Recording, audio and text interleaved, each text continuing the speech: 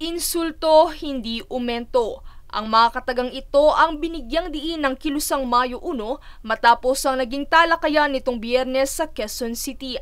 Ang pahayag na ito ay kaugnay ng kamakailang pagsusulong ng 35 pisong taas sahod. Anila, ang barya-baryang pagtaas ng sahod ay nakakainsulto sa karapatan ng mga manggagawa sapagkat ito ay hindi sapat lalo na sa patuloy na pagtaas ng bilihin sa merkado.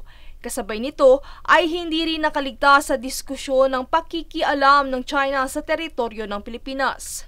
So malaki po yung papel na ginagampanan ng China na nagiging kaagaw ng hindi lang naman sa Xperia yan marami ring mga Chinese investor dito sa Pilipinas na talagang umaagaw ng mga manggagawa at ang epekto nito yung sahod mismo na ibinibigay sa mga manggagawang Pilipino ay napakababa at ganun din yung kanilang mga trabaho ay mga manggagawang kontraktual.